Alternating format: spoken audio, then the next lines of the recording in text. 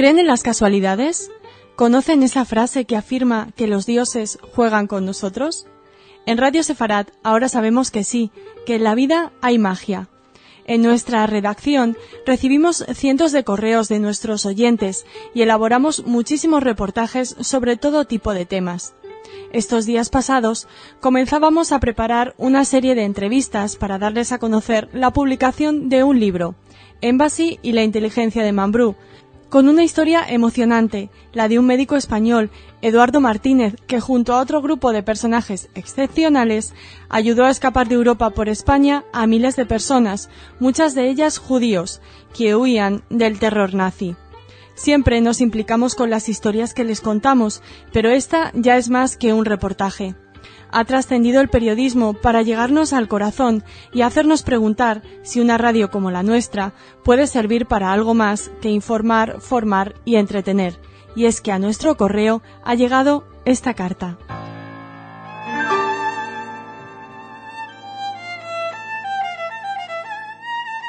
Queridos amigos de Radio Sefarad, mi nombre es Matías Liquier, aunque no sé si es mi nombre verdadero. No, continúen leyendo, por favor. No soy un loco que no sabe ni su nombre. Si prosiguen la lectura de este mail, comprenderán lo que quiero decir. Quiero pedirles su ayuda. Les cuento. Hace unas semanas una amiga me trajo un libro desde España, Embassy y la inteligencia de Mambrú. No hubiera significado nada para mí más que un libro interesante si no hubiera sido por mi abuelo. Mi abuelo se llamaba Salomón Liquier. Bueno, aunque este no era su nombre, se lo puso después de morir en España. ¿De nuevo creen que no estoy bien de la cabeza? Les pido paciencia. En unas líneas me entenderán. Mi abuelo nunca nos dijo cómo se llamaba en realidad. Ni siquiera a mí, que fui su primer nieto, el más querido. Mi abuelo era polaco, un judío polaco. ¿Han visto La caja de música? Bueno, mi abuelo era muy parecido al padre de Jessica Lange en la película. La misma complexión física, el mismo rudo aspecto, los ojos azules y el pelo rubio, y aunque por supuesto no era nazi ni húngaro, también tenía secretos. No les puedo contar mucho acerca de su pasado, solo sé que no pudiendo permanecer escondido por más tiempo en Lodz, tuvo que huir a través de la Europa nazi. Imagínense, no quiero entretenerles con el relato de sus peripecias, aunque confieso que no es muy largo. Ya les digo que mi abuelo mantenía sus recuerdos de aquel tiempo enterrados en el alma. ¿Cómo llegó a la Argentina? Sí, me lo contó. Su salida de Europa, explica lo de su muerte española y me devuelve al libro del que les hablo, al motivo de mi puesta en contacto con esta radio, que por cierto ya se ha convertido en mi preferida.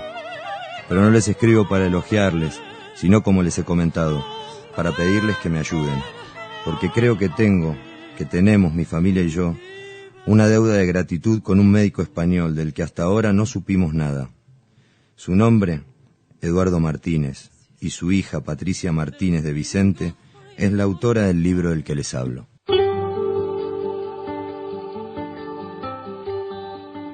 Abandonamos por ahora la lectura de la carta de nuestro oyente. ¿No es increíble?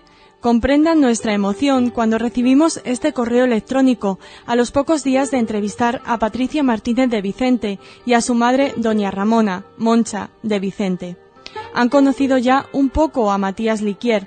Sepan ahora cómo era Lalo Martínez, a través de las voces y los recuerdos emocionados de su hija y su viuda.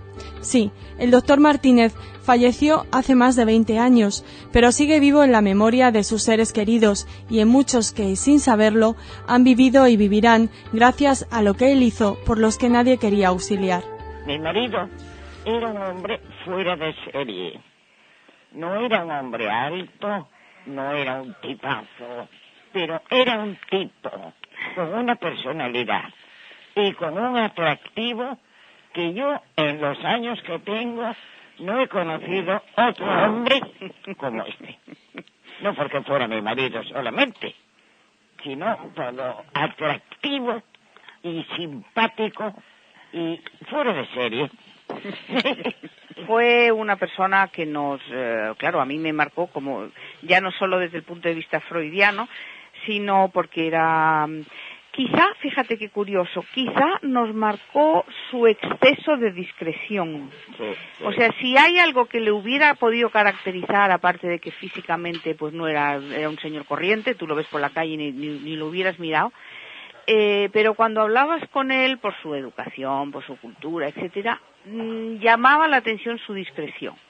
Era un hombre excesivamente discreto y yo creo que eso fue, sus hermanos también, o sea, fue una cosa de educación y luego, claro, reafirmado con su profesión, porque claro, un médico tiene que guardar muchos secretos, ¿no? Y tan es el caso, y yo lo explico y lo reiteraré siempre, el que me habló del gran secreto fue el propio Alan y mi padre nunca. ¿Cuál fue ese gran secreto? ¿Quién es esa persona a la que Patricia Martínez de Vicente llama Alan? ¿Podremos ayudar desde Radio Sefarat a Matías Liquier? ¿Podrán esperar a mañana para saber cómo continúa esta apasionante historia? Ojalá sí. El secreto de Embassy, capítulo 2.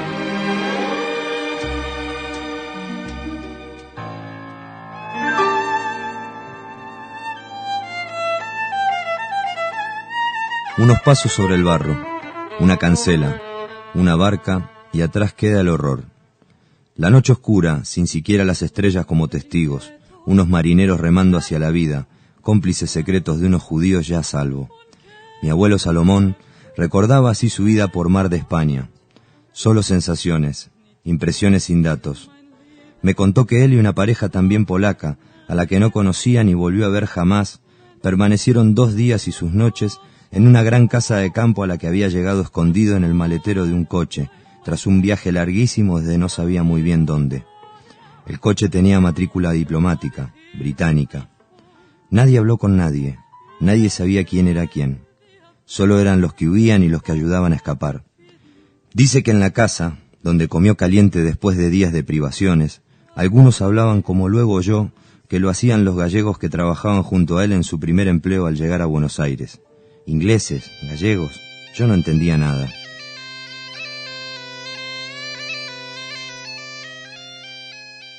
Como me lo contó a mí la guardesa, que desgraciadamente acaba de morir, pero tuve la oportunidad de preguntarle, ella me dijo que paraban muy poco, que apenas si paraban esa noche, una noche o 2 como mucho, por lo que les daba tiempo de comer, sobre todo porque venían hambrientos, de comer, de cambiarse, de si había que darles documentación o prepararles una documentación, o falsificar los documentos que habían, ¿cómo se llama?, los certificados de defunción, según conviniera, ¿no?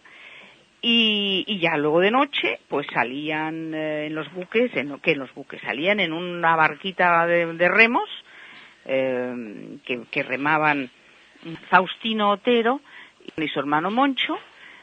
Pues ellos, claro, salían porque también he hablado con su mujer que vive y he hablado con los hijos. Nadie de su familia, ni sus hermanas, ni nadie sabía que este hombre hacía. Y claro, se acercaban, yo supongo que ya tendrían ellos sus arreglos, los que fueran navales, desde el punto de vista naval, para depositarlos en los buques del Royal Navy. Mami, ¿crees que has colaborado sin tú saberlo en algún salvamento? Sí, claro, yo tuve que colaborar, pero no sabía de qué se trataba. Yo no sabía nada. Bueno, pero tú sabías, por ejemplo, que había señores en la Portela. Sí. Bueno, sí, que estaban ahí durmiendo. Estaban aquí. Que vivían ahí. Que vivían, cenaban, comían, se marchaban. Yo no conocía a nadie. Me decía mi marido, tú no conoces a nadie. Yo veía unos hombres y decía, pues no los conozco. Pero como a mí no me decía el por qué, yo no decía nada. No decía nada.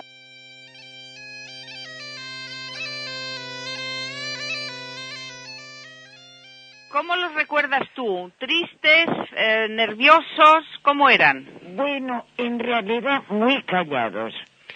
Porque además, claro, como eran casi todos polacos, pues éramos todos extranjeros.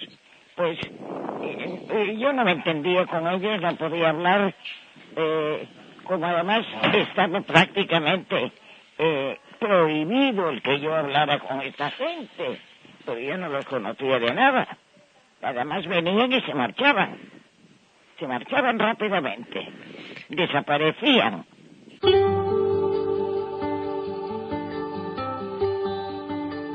El doctor Martínez Alonso tenía dos patrias, España e Inglaterra, y una finca familiar en Galicia, La Portela, que se convirtió en una de las vías de escape para cientos de personas.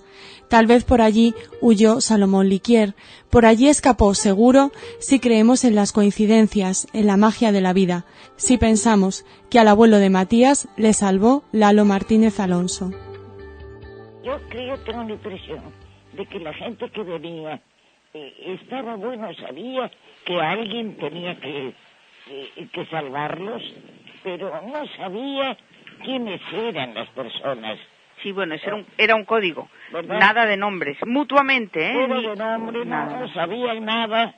Se los destruía, entre comillas, su personalidad previa, y a donde llegaban con una nueva documentación y con una nueva vida, en el amplio sentido de la palabra, ¿no? Y bueno, es un método que no se usó solo a través de Redondela, pero que estoy segura que han tenido que usar en más sitios, sí, claro, y tener un tío, con perdón que fuera mi padre, con las narices, siendo médico, que se atreviera a firmar semejantes documentos y que no le costara la vida a él. Mi padre era un hombre muy ingenuo, pero yo tengo ahí una contrapartida. Era el gran amigo, confidente, personal, apolítico totalmente, del agregado naval. Total. Y entonces yo pienso que el agregado naval podía decirle hasta un cierto punto, por muy íntimos que fueran, ¿no? Y debió de verlo tan abrumado con sus problemas. No, perdón, yo tengo la impresión de que el agregado naval le contaba todo. Bueno, no me atrevo a decir los secretos políticos, porque los secretos políticos no. Pero quiero decir que sabía hasta el punto suficiente como para que viera tan abrumado a su amigo, y cuando su amigo decía, es que son asuntos de vida o muerte, claro, para un médico pronunciar la palabra muerte es muy fuerte. Que ya había estado de médico de campaña durante la guerra civil nuestra. Sí. Entonces, claro, él nunca se acostumbró a la muerte, eso lo decía siempre, que él nunca se podía acostumbrar a ver a gente morir. Sí. Pero si encima su amigo le decía, pues si no hacemos algo, los van a devolver, porque eso me lo dijo a mí personalmente Alan Gilgas. Si no hacíamos algo por aquella gente volvía a su tierra, y si volvían a Polonia, pues ya sabíamos que era muerte segura.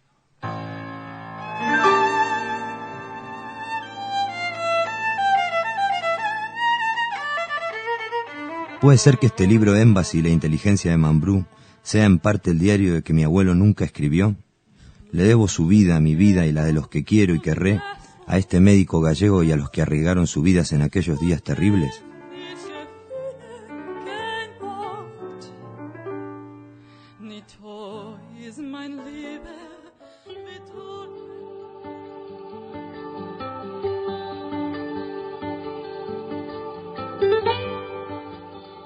Miles de refugiados e indocumentados, muchos de ellos judíos, le deben más que la libertad al doctor Martínez Alonso, a la dueña de Embassy, Margarita Taylor, y a hombres de la inteligencia británica como Alan Gilgarth, a las órdenes directas de Winston Churchill y oficialmente agregado naval de Gran Bretaña en una España pretendidamente neutral. Les seguiremos contando cómo y por qué. Sonido de cucharillas endulzando el mejor té de Madrid. El aroma de delicadas pastas y deliciosos pastelitos. Elegantes, aristócratas, alternando, riendo, bebiendo a sorbitos los mejores cócteles en el local más de moda de la capital. El doctor Eduardo Lalo Martínez Alonso mira a la dueña, la irlandesa Margarita Taylor. Les observa a ellos. Al pie de la Castellana, rozando la libertad, refugiados de la Europa de Hitler esperan la oportunidad de seguir confiando en la vida sentados en las mesas de la cafetería Embassy.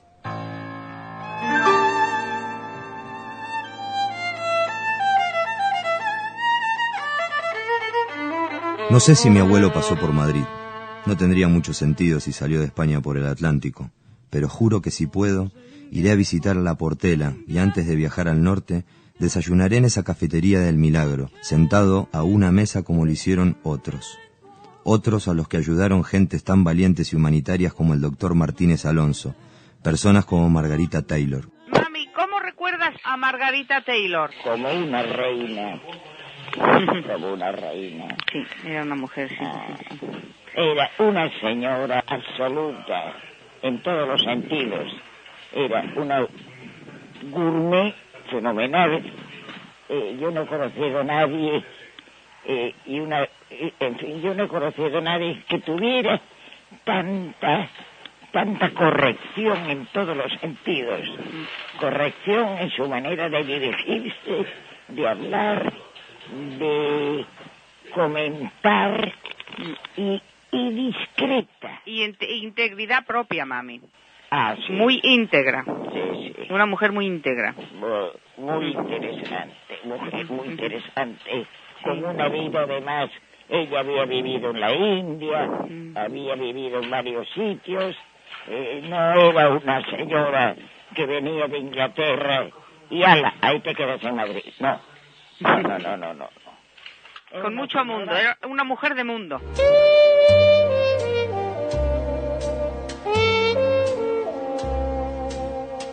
Alan Gilgas, por su situación profesional y también por su situación personal, que curiosamente él era hijo de médico y era marino de guerra, entonces pues hay algo, tenemos que hacer algo, y se juntó con sus amigos, pues con Margarita, con mi padre, con Bourguignon, con David Thompson. Estos son nombres que me vienen a la cabeza, pero están todos mencionados en el libro. Togo McLaurin. Y Togo McLaurin, que estaba en Vigo, y muchísimos cónsules británicos, todos los cónsules británicos repartidos por la península ibérica, pues se sentó con ellos, bueno, pues a ver qué hacemos. Y entonces es como se crearon las rutas.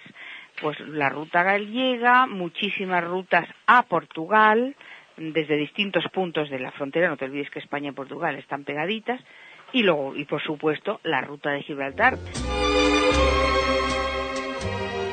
Y es que la verdad tenían una categoría humana, se divertían mucho, porque en Embassy nadie tú hablas ahora con cualquiera que haya ido de niño en aquellas épocas, cualquier persona que en este momento tenga 70, 75 años, que hay muchísimos que han ido por ahí con su mamá, con su abuelita, todos te dirán que se han divertido mucho. Con lo cual, tenían que ser unos grandes actores. Concretamente Margarita, tú fíjate, atendiendo a todas las marquesas y todas las frivolonas y todas las finolis, y a la mujer del duce y a la amante de Serrano Suñer, y saber que en el piso de arriba tiene. Tú fíjate qué sangre fría hay que tener.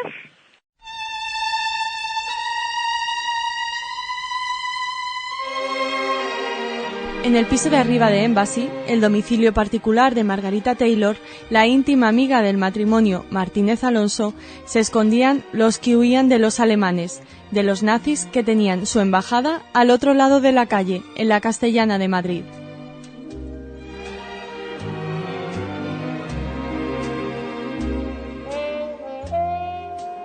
Tampoco sabían en España en el año 40-41 hasta qué punto estaba involucrada la Gestapo en esta sociedad.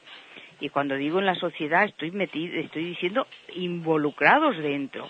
Había alemanes que tenían, ya hay documentación de todo eso, alemanes que tenían empresas tapaderas, negocios tapaderas, como los tenían los ingleses. Pero claro, en esos negocios tapaderas estaba incluida la agentes de la Gestapo. No solamente los de la Gestapo que estaban en la embajada alemana, que estarían, sino la Gestapo que estaban señores vestidos de normal y que habían pertenecido a la SS o pertenecían todavía. La Gestapo sabía, vigilaba. Martínez Alonso y sus amigos lo sabían, y muy pronto lo supo también doña Moncha de Vicente. Tuvieron que pagar un precio por mantener sus principios.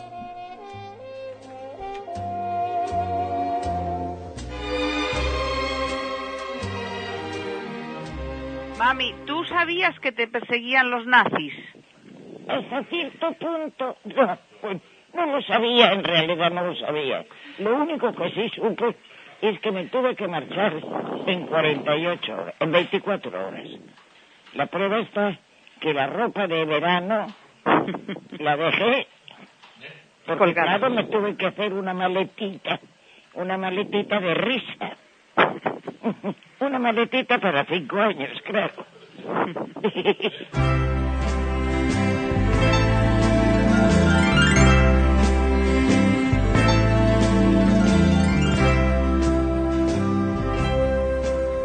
Los que ayudaban a escapar también tuvieron que huir. Londres fue el destino de Lalo Martínez y su esposa. El Londres en plena guerra mundial. Un lugar donde rehacer la vida y seguir luchando por lo que se cree justo. Siguieron al exilio a los refugiados, como, sí, tal vez, Salomón Liquier. Claro que ellos fueron más lejos.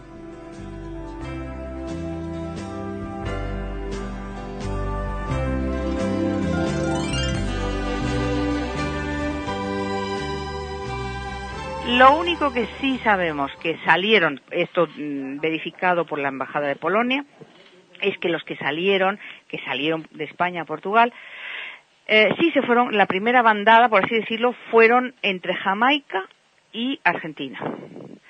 Pero claro, han pasado 60 años. Y piensa que si algunos los mataron, entre comillas, en Galicia para que tuvieran una nueva documentación a donde llegasen, incluso hasta ni siquiera su apellido de origen puede quedar. Es una trayectoria muy difícil de seguir, ¿eh? Me he preguntado muchas veces cómo fueron las personas que ayudaron, si mi intuición, los datos que ahora tengo y mi corazón no me fallan, a mi abuelo y a personas como él. ¿Por qué lo hicieron? Salvaron a judíos y no judíos, todos desconocidos para ellos sin preguntarles quiénes eran, ni preguntarse a sí mismos las consecuencias de su decisión de ayudar a los perseguidos, a los rechazados, por altruismo, por romanticismo, por rebeldía, por caridad. ¿Por qué?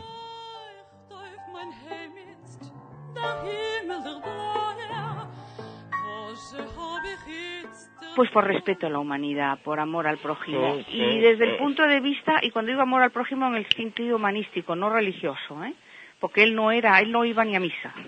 Estaba bautizado porque en España nos bautizan y su madre pues tenía 14 hijos, era muy religiosa, pero lo hizo por respeto al prójimo, desde el punto de vista amplio de que las vidas hay que salvarlas a costa de lo que sea.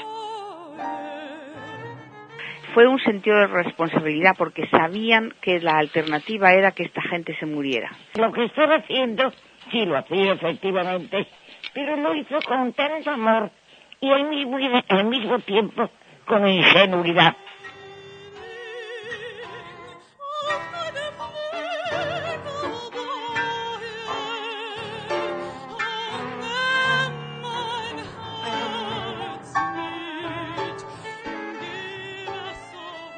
Mami, ¿qué harías tú si apareciese alguien diciéndonos que había sido uno de los salvados por la Portela o por el...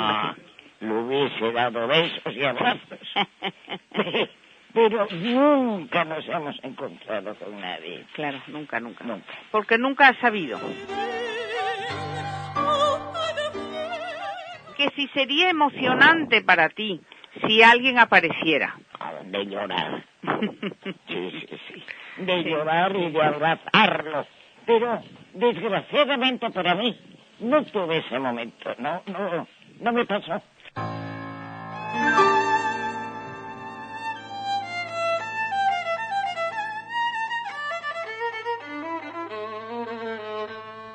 Por todo esto les he escrito.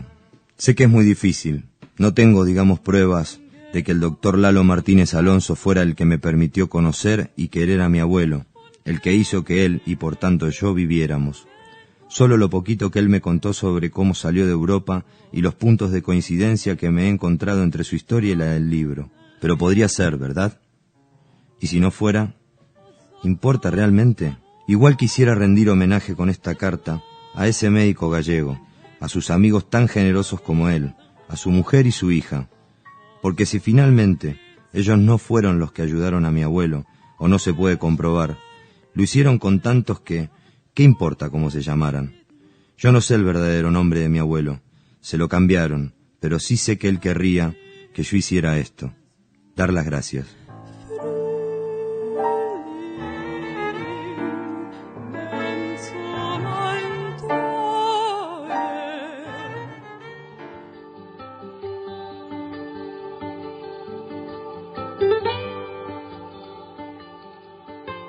Pienso que el círculo se cerrará el día que alguien aparezca.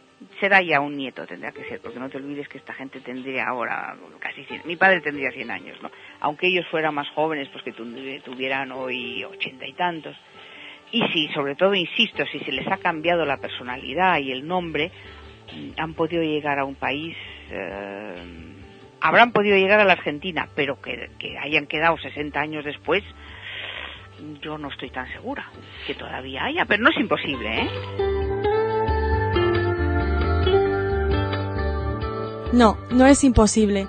Tal vez sea Matías Liquier, tal vez sean otros los que al oír esta historia sepan que es su historia.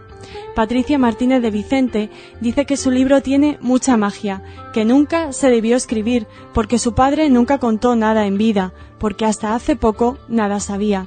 Pero sintió que tenía que hacerlo, como nosotros hemos sentido que teníamos que compartir esa magia con ustedes.